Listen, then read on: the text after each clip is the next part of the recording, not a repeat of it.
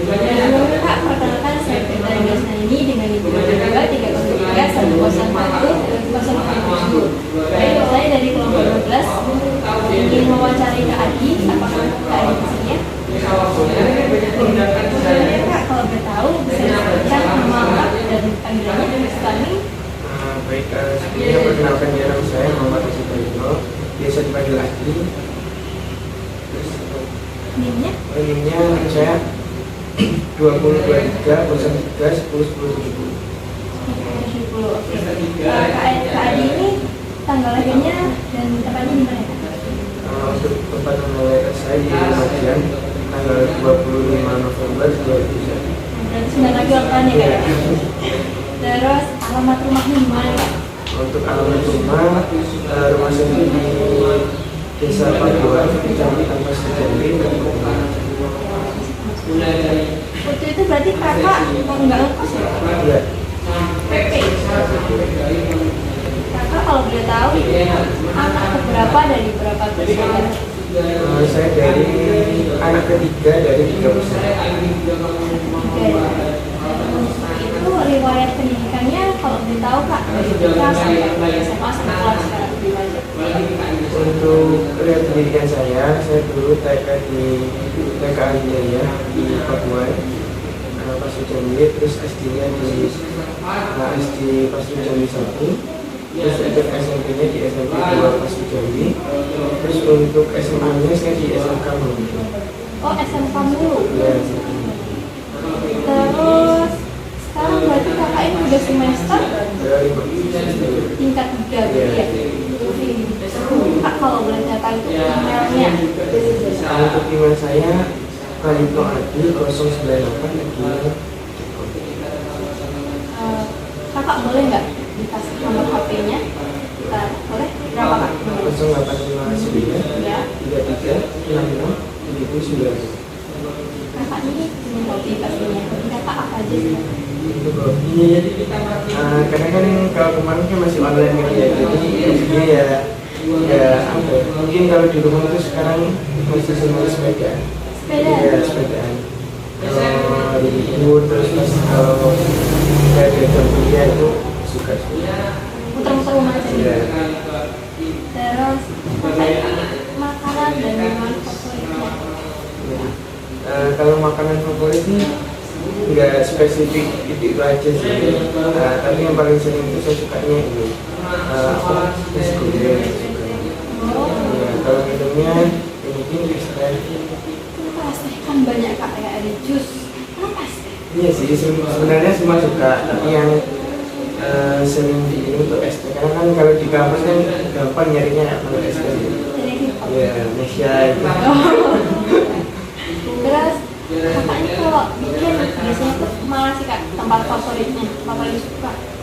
Kalau weekend, karena saya ikut organisasi ya, jadi kalau weekend itu jarang di rumah juga. Mesti ada kegiatan, kalau enggak tinggal ada kegiatan ya dari kampus juga, dari Hima. Terus kalau weekend ya kalau nggak ada kegiatan organisasi ataupun kelas ya mungkin di rumah aja, soalnya capek juga kan, jadi kuliah terus kuliah di rumah aja. Baru setelah semesteran baru liburan juga dari sama dulu. Kak, tadi kan kakak nyinggung tentang organisasi. Riwayat organisasi kakak itu apa sih? Dari mana? Dari SMA boleh, mulai dari kuliah boleh. Kalau SMA saya nggak begitu apa ya sama organisasi, tapi saya dulu ikut PMR ya di PMR di SMK Mulu, kebetulan saya ketua PMR-nya. Terus sekarang di kuliahnya saya tahu kan dengan kuliah mahasiswa di kampus ini. Sekarang saya menjabat sebagai ketua divisi dari KIP, dari PNB. Kenapa sih Kak kok pilih organisasi Hima? Kenapa? Banyak organisasi. Sebenarnya Hima ini dulu awalnya saya nggak mau ikut organisasi, itu mau fokus kuliah gitu ya, biar kan kuliah itu kayak berat gitu ya, jadi nggak mau nggak mau cari kesibukan yang lain, tapi dari teman-teman juga mendorong buat ikut hima. Jadi kemarin tuh cuma daftar terus terima gitu sama teman-teman, terus ya terlanjur masih ya dijalani aja. Berarti itu cuma coba-coba aja, bukan masuk gitu. Nah, coba-coba yang berakhir dengan ini jadi organisasi hima. Jadi kalau sudah masuk ya harus dijalani dan niat. Berarti di tahun ini, di tahun sebelumnya dan di kampus ini cuma ikut hima. Ya. Enggak ikut yang lain kayak PMI kan dari SMP-nya PM-nya. Dulu semester 2, semester 1, 2, semester 1 maupun semester 2 itu ikut KSR PMI UNED.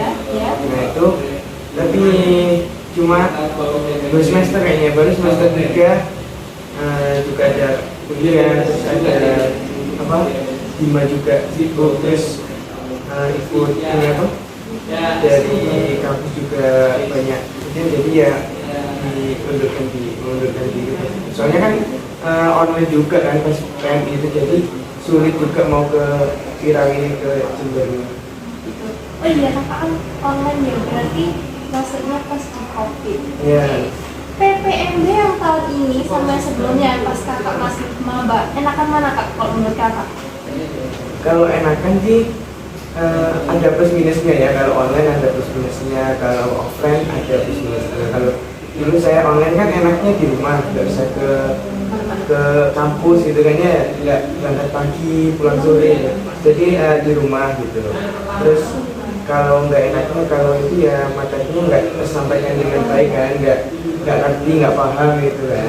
Terus kalau pas itu apa, etika, aku belajar etika juga kan cuma didengarkan aja, jadi nggak, dan ya. Tapi kalau offline itu enaknya itu apa, etikanya benar-benar diterapkan, terus pematerinya sama materinya juga jelas ya.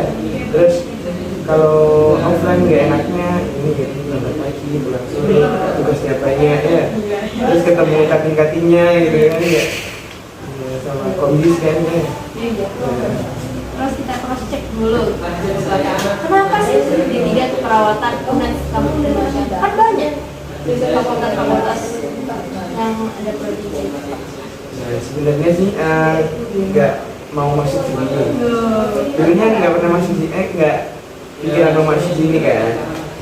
Pertama itu saya daftar SNMPTN, itu di S1 UNED, tapi nggak diterima. Terus S1 ambilnya apa kak?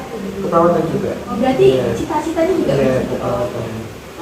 Terus pas setelah SNMPTN mau ikut SBMPTN sudah daftar, ya. tapi belum tes, soalnya bulan apa gitu. Terus kok ada pembukaan PMDK gitu, terus sama teman-teman suruh nyoba, terus ya nyoba daftar aja, pas keterima pas PMDK ya udah masuk sini ya. Terus berarti sesuai dengan cita-cita dari kecil. Oh iya, dari mulai ya dari Iya, terus sampai sini. Nggak menyesal kak masuk pendidikan di sini? Terus saya pikir-pikir pas PPMB ke KKMB itu kan banyak materi yang masuk kan. Terus saya berpikir kalau sudah masuk sini ya jalani aja wes. Soalnya menurut saya di 3 ini juga ada keunggulannya ya. Keunggulannya tuh prakteknya itu lebih unggul dari S1 jauh, lebih unggul dari S1. Kalau S1 kan cuma teori saja, baru kalau prakteknya baru digaskan ya. Terus kalau D3 itu juga bisa melanjutkan ke S1. Jadi kalau kita kan ikut UNED juga gampang nanti kalau masuk ke S1 UNED. Kalau dari SMA langsung ke S1 UNED kan susah kan ya, sulitnya. Jadi harus benar-benar yang rapotnya bagus baru masuk. Kecuali mandiri ya. Kalau mandiri kan harus sendiri kan. Lumayan. Ngomong S1 rencana kedepannya atau planning kedepannya setelah lulus itu apa gitu? Setelah lulus ini kan lulusnya tahun depan kan, saya kan untuk 6 tahun depan lulusnya mungkin bulan Juni itu sudah lepas dari semester 6, baru nanti lanjut seperti UKOM, USTI itu baru setelah itu selesai kan sudah. Nah mungkin tahun depannya mungkin saya bisa ngambil S1 ke UNED. Tetap kuliah berarti? Tetap kuliah. Atau kuliah sambil kerja? Ya boleh juga sih, tapi kalau kuliah sambil kerja juga ada plus minusnya juga kan ya. Iya. Kalau fokusnya terbagi dua antara kerja dan kuliah capek juga ya. Kalau menurut saya sih kalau mau kuliah sambil kerja itu cari kampus yang ada programnya, ada program buat pekerja untuk kuliah. Jadi nanti waktunya cuma sedikit buat kuliah. Tapi kalau di UNED kan panjang kan kalau kuliahnya. Jadi kalau di UNED kayaknya susah kalau buat kerja sama kuliah. Semoga tercapai dan masuk ya. Tadi itu kakak ada kesan dan pesan nggak buat kita? Buat yang satu. Ya, kesannya dulu deh kakak di sini. Kalau dia senang, sedih. Kesan saya dulu sih. Kalau kesan saya kan online kan 2 tahun. Baru kemarin ini masih sama kayak kali ya. Jadi online mungkin kesannya